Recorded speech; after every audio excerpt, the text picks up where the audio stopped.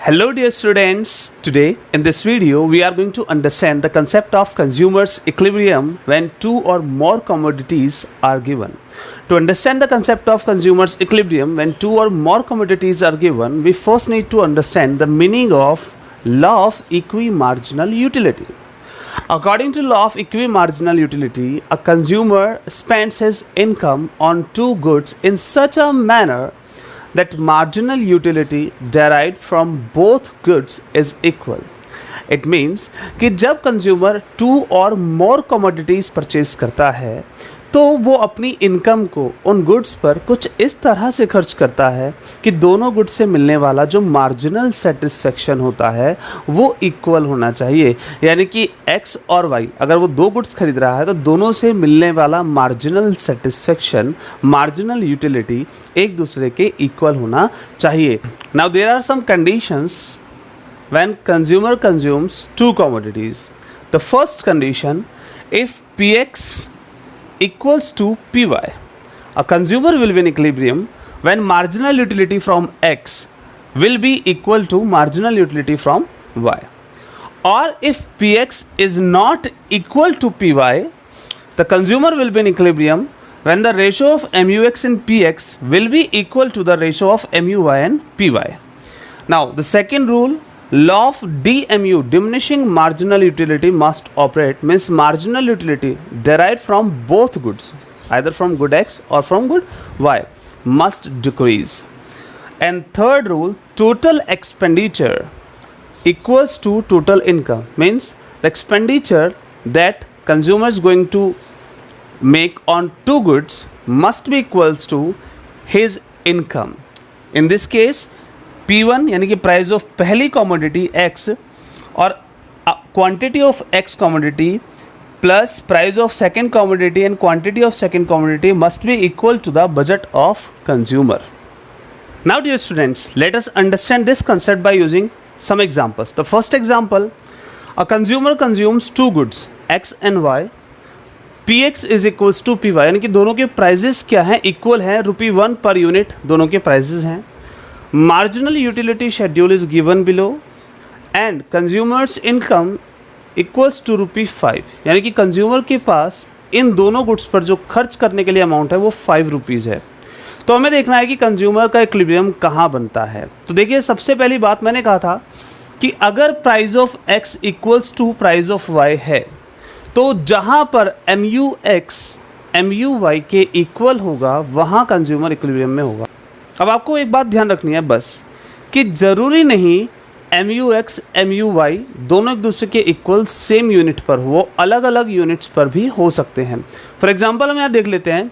देखिए, marginal utility of x ये दिया गया है, मार्जिनल यूटिलिटी ऑफ y दिया गया है. अब अगर आप देखते हैं तो यहाँ ये दोनों इक्वल नहीं हैं, यहाँ पर भी इक्वल नहीं है, यहाँ पर भी इक्वल नहीं है, यहाँ पर भी इक्वल नहीं है, यहाँ पर भी इक्वल नहीं है. तो ज़रूरी नहीं कि दोनों सेम यूनिट पर इक्वल हों. सिर्फ ध्यान दीजिए, यहाँ पर ये 10 है और बिल्कुल ऐसे ही ये भी कितना है, 10 है. तो अगर आप देख रहे हैं जब कंज्यूमर x की दूसरी यूनिट और y की पहली यूनिट कंज्यूम करता है तो उसे दोनों से इक्वल सेटिस्फेक्शन मिल रहा है. ऐसे ही जब कंज्यूमर, ये वाला कॉम्बिनेशन आप देख सकते हैं कि जब कंज्यूमर x की थर्ड यूनिट और y की सेकेंड यूनिट कंज्यूम करता है तो भी उसको इक्वल सेटिस्फेक्शन मिलता है. तो ऐसे ही हमें सारे कॉम्बिनेशंस देख लेने हैं कहाँ कहाँ उसको इक्वल सेटिस्फेक्शन मिला है. अब देखिए, ऐसे 4 कॉम्बिनेशंस आते हैं कंज्यूमर के पास जहां उसे इक्वल सेटिस्फेक्शन मिलता है. हम बात करते हैं 4 कॉम्बिनेशन कौन कौन से हैं.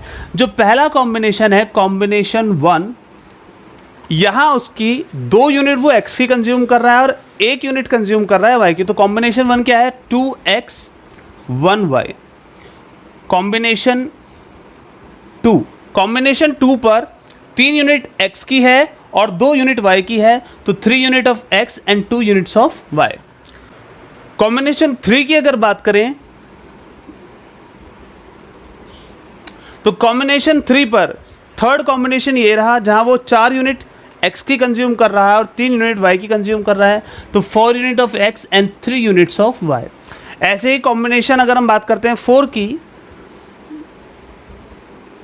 कॉम्बिनेशन 4 पर वो 5 यूनिट्स कंज्यूम कर रहा है x की और 4 यूनिट्स कंज्यूम कर रहा है y की, तो बनता है 5 of x and 4 of y। तो यहाँ पर ये 4 अलग अलग कॉम्बिनेशंस आ जाते हैं।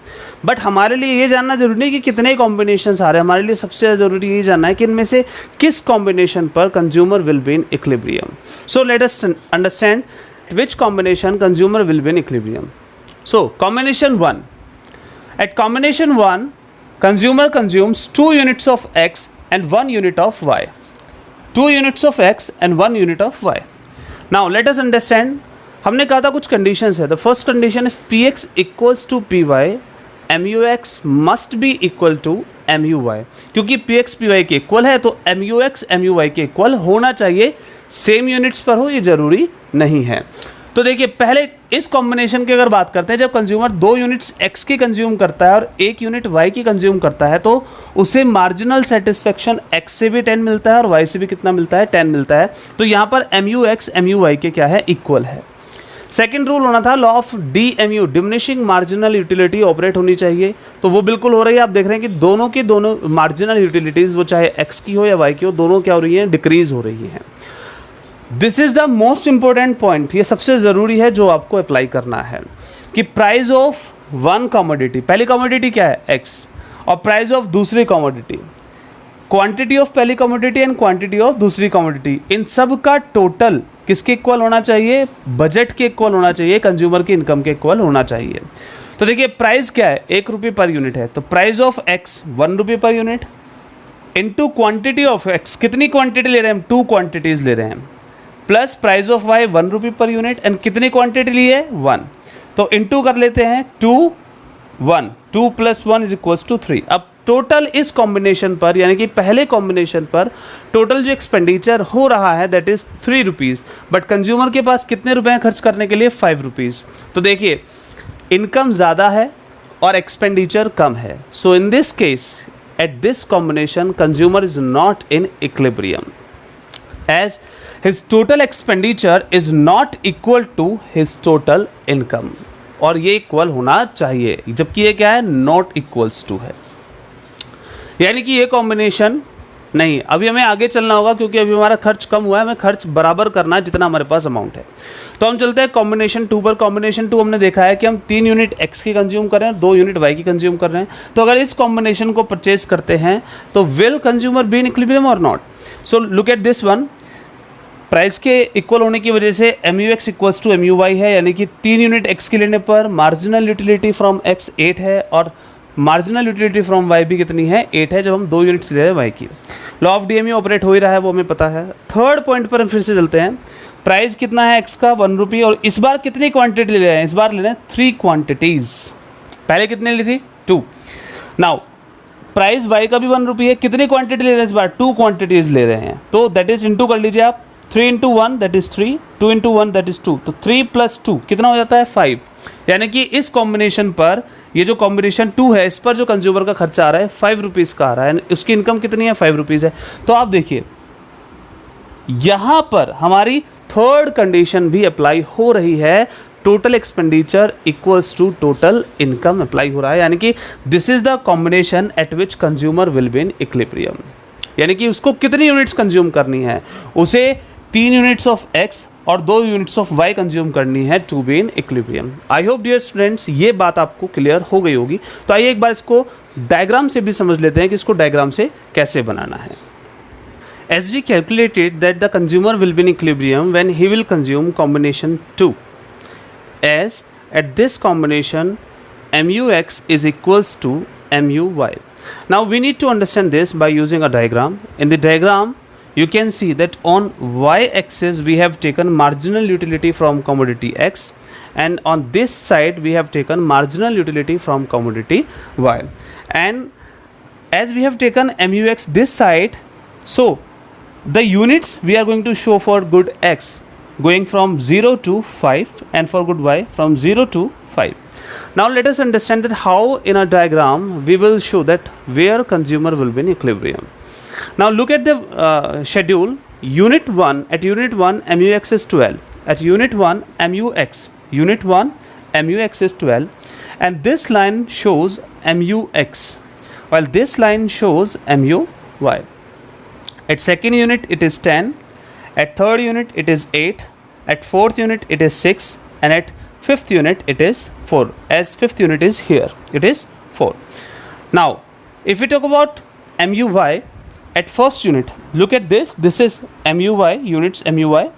Now at first unit it is 10, at second unit it is 8, at third unit it is 6, at fourth unit it is 4th, and at fifth unit it is 2. This line intersects this line at this point. So if we go down, we will find that here 3 units of x and 2 units of y are consumed to be in equilibrium. So this is the point of equilibrium. यही equilibrium का point है, क्योंकि अगर हम देखते हैं तो यहाँ पर third unit of X and 2 units of Y consume की जा रही हैं और इसी पॉइंट पर MUX MUY के इक्वल है. Accordingly E will be the point of equilibrium. E को ही इक्विलिब्रियम पॉइंट कहा जाएगा और to be in equilibrium consumer will consume 3 units of X and 2 units of Y. I hope this concept is clear to all. Now let's move to next example. Consumer consumes 2 goods x and y. Income of the consumer ₹30. Price of x 10 per unit. Price of y ₹2 per unit. And marginal utility schedule is given.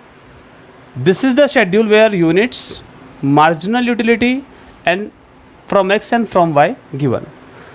That marginal utility in terms of money we calculated. Now what we are to do? हमें पता है income कितनी दी गई है, 30 रुपये दी गई है. Price कितने हैं, एक्स के 10 रुपये हैं और वाई के कितने हैं, 2 रुपये हैं. अब हमें यहाँ पर कुछ यूनिट्स दी गई है, 7 units of the goods consumer is going to consume. Marginal utility is given in terms of utils. Well when PX is not equals to, we need marginal utility in terms of money. So in terms of utils is given and we will calculate marginal utility in terms of money. और formula क्या है कि आप marginal utility in terms of utils को divide कर दीजिए price से. तो अगर हम 100 को प्राइस यानी कि 10 से डिवाइड करेंगे, याद रखें MUX को PX से ही डिवाइड करना है, क्योंकि हमने कहा था जब PX is not equal to PY हो तो MUX by PX MUY by PY ये हमारा इक्विलिब्रियम कंडीशन होगा. तो accordingly we will divide MUX in terms of util divided by price. So 100 by 10 that is 10, 80 by 10 that is 8, 60 by 10 that is 6, 40 by 10 that is 4, 20 by 10 that is 2, 0 by 10 that is 0, minus 20 by 10 that is minus 2.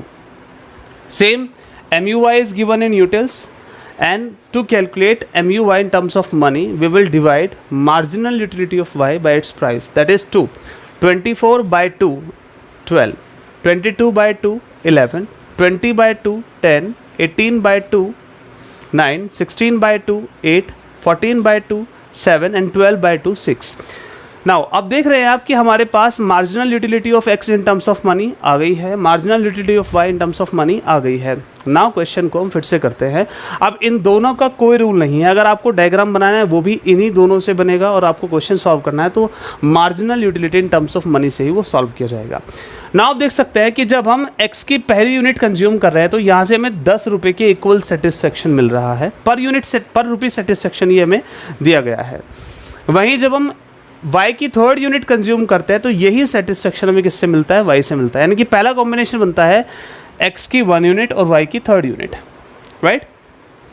Next second combination बनता है x की 2 unit और y की 5 unit, क्योंकि यहाँ पर भी x की 2 यूनिट और y की 5 यूनिट पर भी हमारा कॉम्बिनेशन इक्वल है.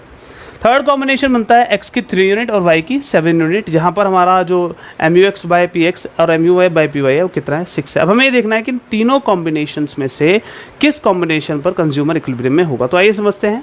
नाउ कॉम्बिनेशन फर्स्ट समझते हैं, where consumer is consuming first unit of x and 3 units of y. Now पहले हम देखते हैं कंडीशन 1 सेटिस्फाइड होती है नहीं होती है. MUX by PX must be equal to MUY by PY. क्यों? क्योंकि प्राइस इक्वल नहीं है. तो यहाँ पर हम देखते हैं marginal utility from x in terms of money and marginal utility from y in terms of money. तो 100 by 10 and 20 by 10 that is 10 equals to 10 हमारा आ जाता है, जो कि हमने इन टर्म्स ऑफ मनी यहाँ पर कैलकुलेट किया हुआ है. तो पहली कंडीशन से अप्लाई हो जाती है MUX in terms of money equals to है MUY in terms of money के। Second law of DMU operate हो रहा है क्योंकि दोनों में मार्जिनल यूटिलिटी जो है वो डिक्रीज हो रही है। थर्ड कंडीशन फिर से हम समझते हैं कि ये जरूरी है अप्लाई होना कि price of X into quantity of X, price of Y into quantity of Y must be equal to the budget of the consumer. Price of X कितना है 10 रुपये पर यूनिट, और इस कॉम्बिनेशन में कितनी क्वांटिटी कंज्यूम कर रहा है 1, that is into 1, plus price of Y कितना है 2 रुपये पर यूनिट और कितनी क्वांटिटी कंज्यूम कर रहा है 3। अब सबसे पहली बात क्वेश्चन ये आया कि सर प्राइस कहाँ से है, तो देखिए प्राइस लिखे वहाँ 10 रुपये पर यूनिट और 2 रुपये पर यूनिट। क्वांटिटी कहाँ से है, क्वांटिटी हमने यहाँ लिख ली है X की 1 यूनिट और Y की 3 यूनिट। अब इनको इंटू करके टोटल करते हैं, तो 10 into 1 that is 10, 2 into 3 that is 6, तो 10 प्लस 6 दैट इज 16। 16 रुपये इस कॉम्बिनेशन पर खर्च हो रहा है, जबकि कंज्यूमर का बजट कितना है 30 रुपीज़ है, यानी कि अभी एक्सपेंसेस कम है और इनकम ज़्यादा है, यानी कि यहाँ पर इस कॉम्बिनेशन पर कंज्यूमर इक्विलिब्रियम में नहीं होगा। नाउ हम बात करते हैं नेक्स्ट की कॉम्बिनेशन 2 की, जहाँ कंज्यूमर 2 यूनिट X की कंज्यूम करने वाला है और 5 यूनिट Y की कंज्यूम करने वाला है, वो आप वहाँ देख सकते हैं। पहली कंडीशन सेटिस्फाइड हो रही है क्योंकि इस पॉइंट पर जब वो 2 यूनिट X की कंज्यूम करता है, 5 यूनिट Y की कंज्यूम करता है, तो 8 इक्वल्स टू 8 आ जाता है। तो पहली कंडीशन सेटिस्फाइड है, दूसरी भी सेटिस्फाइड है। थर्ड कंडीशन पर चलते हैं कि क्या ये कंडीशन सेटिस्फाइड होती है। तो देखिए प्राइस है 10 और क्वांटिटी कितनी कंज्यूम कर रहा है 2, फिर प्राइस है 2 की क्वांटिटी कितनी कंज्यूम कर रहा है 5, तो 10 into 2 plus 2 into 5 that is 20 and 10, 20 plus 10 कितना आता है 30, यानी कि टोटल एक्सपेंडिचर कितना हो रहा है 30 हो रहा है, और टोटल इनकम कितनी है 30 है।